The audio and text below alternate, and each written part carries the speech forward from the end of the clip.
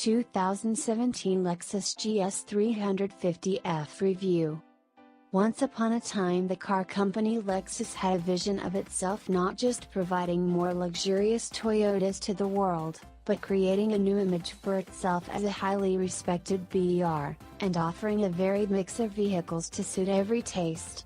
From that vision sprang the Lexus we know today with SUVs, hybrids, luxury cars, sport, luxury cars, and full-on sports cars in its portfolio. In order that there were no missteps that might sully its growing reputation, Lexus carefully planned a path, and step by step created the company that it is today. As an example, in order to be taken seriously in the luxury sports car segment, Lexus carefully researched, planned, developed, and even filed for quite a few technology patents while creating the LFA supercar. Some scoffed when Lexus announced that it was building a supercar, but the LFA showed that Lexus was a company that was serious about achieving its goals. While the car they introduced looked a bit restrained and conventional, the engineering underneath the skin was the purest automotive porn ever to come from Japan. It wasn't just engineering, it was art, and the sounds its engine made could make the hair on the back of your neck straight and up. With the world convinced of Lexus' ability as a sports car maker, Lexus then developed, and released their F Sport series of cars to capitalize upon their massive LFA investment. Lexus F Sport cars are production Lexus luxury cars tuned to a higher state of performance than the base models that spawned them. It was my sincere hope that some of the LFA's magic might have rubbed off on the F Sport line of cars, and specifically the GS 350F that Lexus was kind enough to loan to us for a few days. After the never-ending tide of gray and silver cars we've been driving lately, the GS 350F Sport that was delivered to us was a welcome relief. It came in the brightest, most mood-elevating color we've seen in a while. Called ultrasonic blue mica, it elicited quite a few compliments. The blue does a nice job of highlighting the subtle lines of the design, which carries many of Lexus' design cues. From the gaping grille that threatens to swallow anything in its way, to the restrained lines through the flanks to the pedestrian rear, there is no mistaking it as anything but a Lexus. It's a nice-looking sedan, but most people we polled found the complex origami-like grille was a little too busy. After seeing the front, the sides, and rear of the car seem almost boring, though there were some elegant touches. The taillights in particular are a beautiful balance of graceful symmetry and color. The four-seat interior is comfortable, with dark gray leather and carpeting. It's simple and smartly laid out, but unfortunately it feels dated. Components and controls have a last-generation feel to them, which makes me suspect that a new GS is right around the corner. It's not a bad interior, but it feels like it's behind the curve compared to many of its competitors. I will give them points for the use of the unusual material throughout the interior that reminds one of fish skin. Carp, to be exact. It's a gray material with a scaly carp skin look which, given the car's Japanese roots, makes sense since carp hold a unique place in Japanese culture and art. I am not sure if I liked it or not, but I found myself studying it at more than one stoplight. Automatic temperature control keeps the climate about perfect, and the sound system was excellent. The seats are very comfortable. They are well bolstered, and keep you in place during even the most violent maneuvers but are still easy to get in and out of. The structure of the seats is comfortable for long drives. Both heating and ventilation are built in so you'll always be the right temperature. You could sit for hours in them without getting uncomfortable. The infotainment nav screen is recessed fairly deeply into the dash, and uses a unique system to select menu options. On the right side of the center console is a large boxy mechanism that looks like a 1980s car phone. If you ever watch old Miami Vice reruns, it's actually a H and rest and mouse tracking lever, which allows you to scroll around on the screen and select options by pushing the tracking lever down. It's an interesting but far less graceful alternative to the common dial on the consoles of most other cars. To remind you of that, there happens to be one of those common dials on the console also, but it was to select between Eco mode or Sport/Sport Plus mode. The steering wheel is attractive in design, and comfortable in the H, and, with paddle shifters tucked behind it.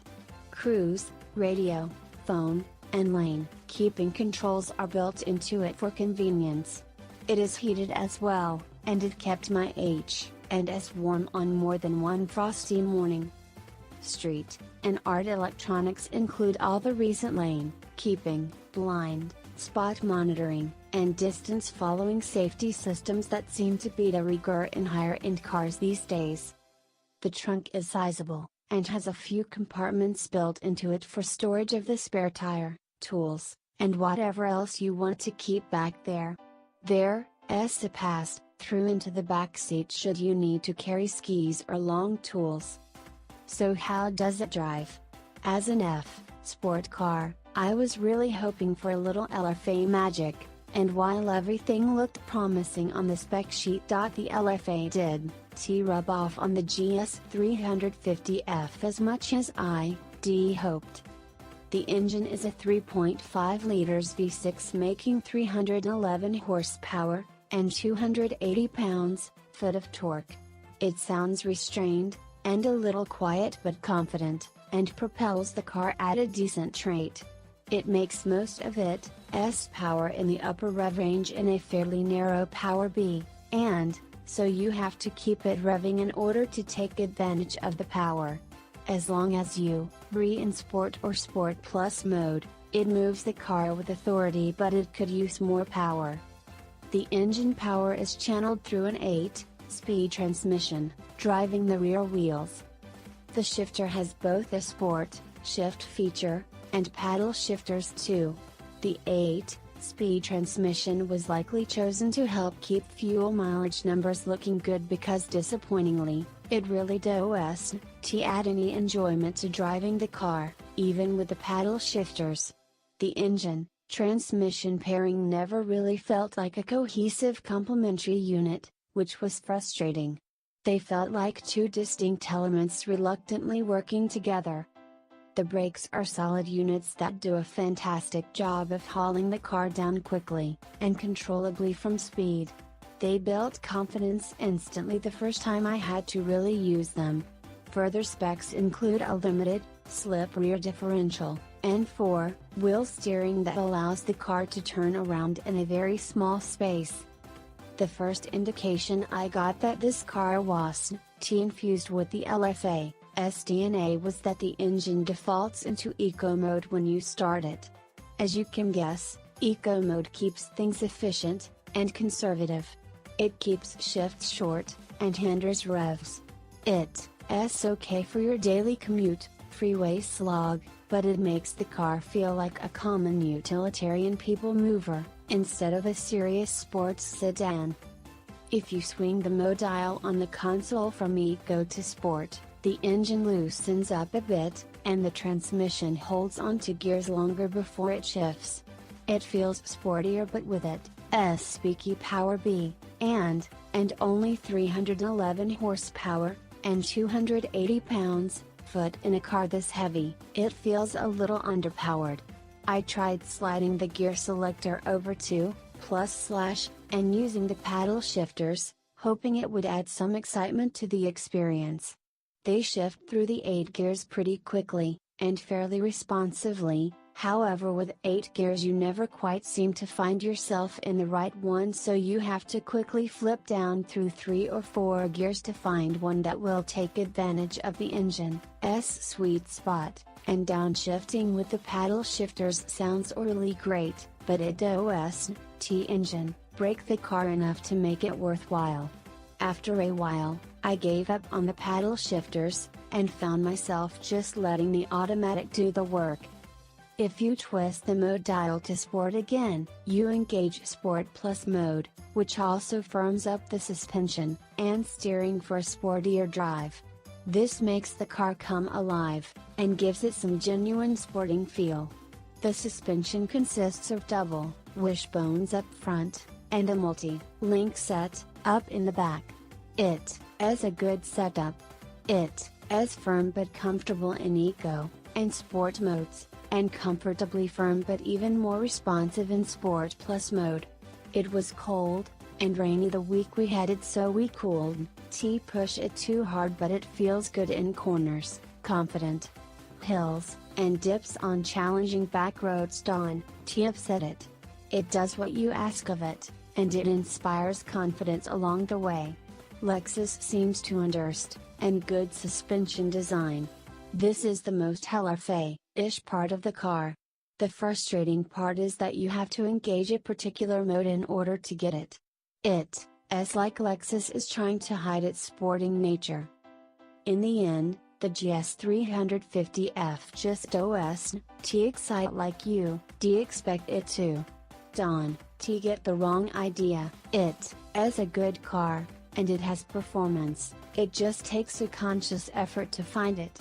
It has great suspension in the right mode, and the engine is responsive in the right mode, but it's work to extract it, and that's not fun. The fact that it defaults to Eco mode instead of Sport or Sport Plus is a dead giveaway that it is more of a luxury sedan than a sports sedan. The Sport badges on the fender and trunk lid had us hoping for a more impressive car. Perhaps the full-fledged cars have that something special. We hoping to get our H and S on the new and gorgeous LC or the RC soon, and we hope to let you know.